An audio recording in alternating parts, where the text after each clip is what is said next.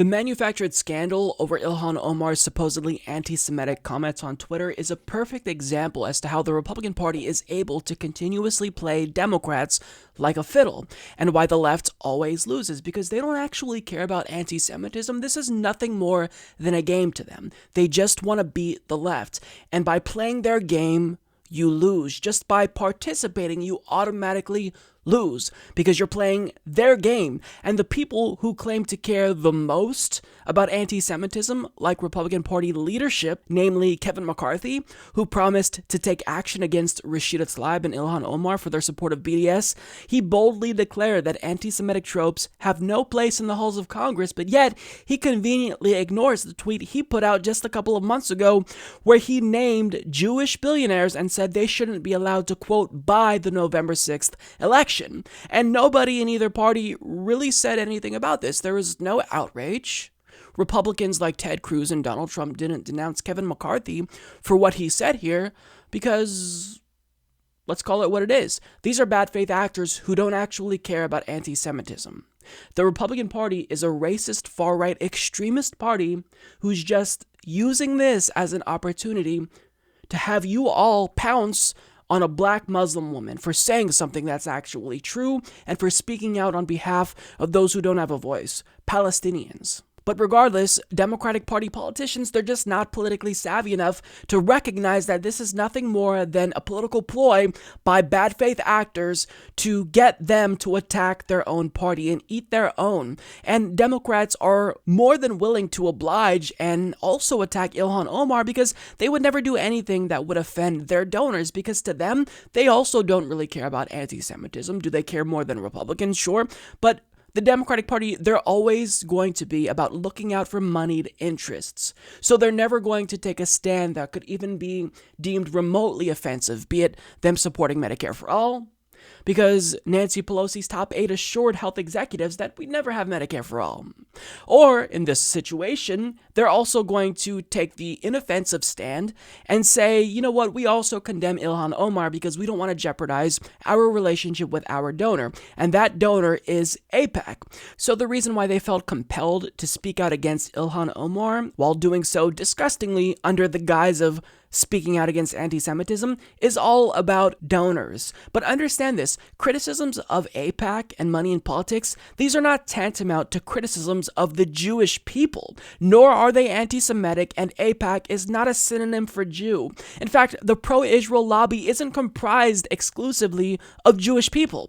As David Cleon explains, the collective pro-Israel lobby is comprised of evangelicals, defense contractors, Saudis, Emiratis, and they've all formed an influential political alliance to lobby on behalf of their interests against Iran and for the military-industrial complex. And if you think Ilhan Omar is anti-Semitic for pointing out AIPAC's influence, then you also have to call pro-Israel lobbyists anti-Semitic because they actually bragged about this exact same thing, the level of influence they have over Washington, D.C. So it's puzzling to me that supposedly politically astute people in Washington, D.C. can't comprehend the fact that this is nothing more than a coordinated effort to attack a progressive woman of color, also that way they can appease their donors.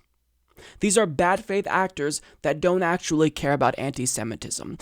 AIPAC is not lobbying to advance the rights of the Jewish community. This is about protecting Israel's right-wing government as they carry out a genocide and apartheid against Palestinians. And if you truly believe that AIPAC is an organization that is interested in civil rights and civil liberties for Jewish people, then you have to explain why the average Jewish American probably couldn't even afford the cheapest membership option to AIPAC in the event they wanted to join, which starts at $1,800. And it's because this isn't an organization that's driven by advocacy for the Jewish people. They're a collection of rich racists who want lawmakers to turn a blind eye to Israel's genocidal and apartheid regime. It's really as simple as that. And the fact that they brag about getting you access to members of Congress as part of their membership demonstrates how powerful their influence actually is. But again, they're not necessarily concerned with the plight of the Jewish people. This is about foreign policy influence. It's about Israel's geopolitical hegemony in the Middle East, and it behooves them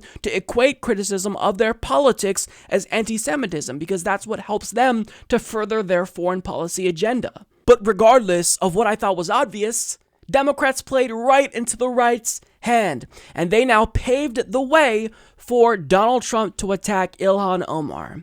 And now he just boldly declared that she should either step down from serving on the Foreign Affairs Committee or resign from Congress as a whole. One other thing I might want to say is that anti-Semitism has no place in the United States Congress. And Congressman Omar is terrible, what she said.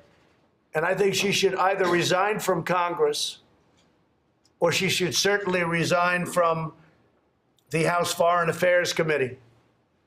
What she said is so deep-seated in her heart that her lame apology, and that's what it was lame, and she didn't mean a word of it, was just not appropriate. I think she should resign from Congress, frankly.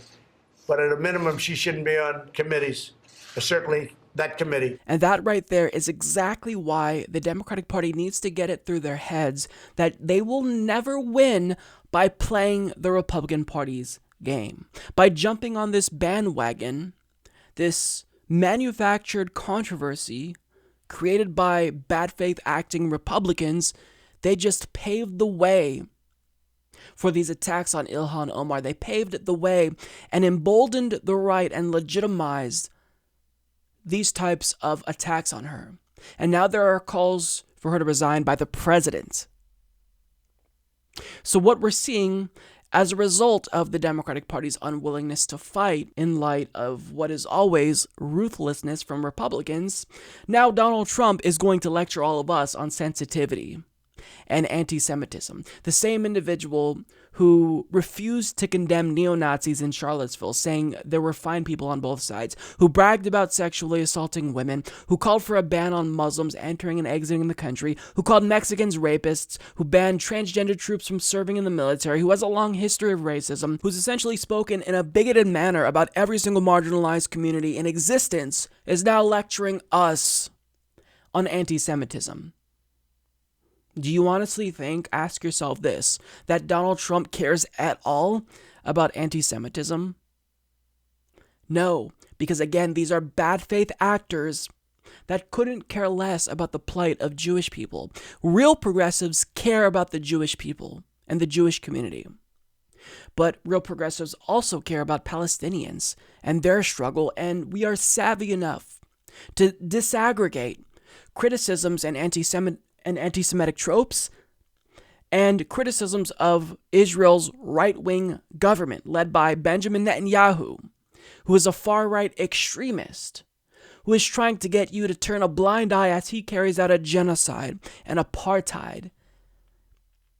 So this is just, it's so disgusting. This event has undoubtedly emboldened the right, because now we're supposed to believe that Donald Trump, of all people, cares about anti-Semitism. I mean, how can you not see that they are hiding behind their racism and anti-Palestinian agenda? These Republicans don't care about Jewish people. They just want to maintain the status quo, where Israel is allowed to oppress Palestinians with impunity, and anyone who calls out this injustice is demonized, and they're the ones who are considered the bad guy. Again, Republicans don't care about justice and equality. All they care about is winning, beating Democrats, beating the left, beating back calls for justice and equality, which is what Ilhan Omar was pointing to and calling out the influence of AIPAC in making it difficult for us to achieve peace between Israel and Palestine, to advocate for Palestinian human rights. So by playing their game, by not seeing bad faith actors for what they are, you are allowing Republicans to win. And I'm disappointed that the left isn't more astute and savvy to see what this is in actuality. And I'm also disappointed in progressive leaders like Alexandria Ocasio-Cortez, who came out with a response that was incredibly disappointing, who didn't acknowledge that there are bad faith actors who are trying to exploit this event so they can get the left to pounce on Ilhan Omar, to eat their own. And really, when it comes to Bernie Sanders, I think his silence on this is deafening. Imagine how powerful it would be to see a Jewish American progressive leader come out and say, I support BDS, full stop. I'm against the genocide and apartheid state of Israel and what they're doing. Their ethno-state is unacceptable, and either they allow for a return to the 1967 borders, or they do a one-state solution and grant full equality to Palestinians. But understand here, it's difficult for them to act. Alexandria Ocasio-Cortez, I can see why she probably was dissuaded from speaking out on Ilhan Omar's behalf, because she would have been just as easily attacked if she spoke out on her behalf. So I get it, right? There's already talks that New York Democrats might just eliminate her district altogether in 2020. So I can see why there's fear there. But for Bernie Sanders, really, I think that his silence here, it hurts the most, because we expect more from Bernie Sanders. We expect more from progressive leaders who know that these are nothing more than bad faith arguments from bad faith actors. But it's disappointing. Just all around, I'm disappointed. And, I give Ilhan Omar credit for being courageous enough to speak out about this in the first place. But if the left isn't going to acknowledge that the Republican Party don't care about anti-Semitism and human rights, and they're just playing a game, and this is nothing more than a game to them, then we will never win. I mean, think about this. Dave Rubin, a conservative political pundit, called Ilhan Omar a Jew hater, and then a day later, what did he do? He talked about how the left sees bigotry everywhere except where it actually is, meaning the right is allowed to call out bigotry, but when the left does it, they're just being SJWs. I mean, the hypocrisy is an embedded feature in American conservatism. The fact that the left doesn't see this, the fact that Democratic Party leaders don't see this, it shows that they're not suited for that position, because they're not advocates for the left and an actual progressive agenda. They're just playing the Republican Party's game, and unfortunately it's because they're always going to do what their donors want them to do. This really is no different. It's just all around, I feel so disappointed, and I feel bad for Ilhan Omar here. Subscribe if you like this video, folks. Mike's tremendous, and he's doing a really, really good job. Many people are telling me about how wonderful the Humanist Report is. Bigly.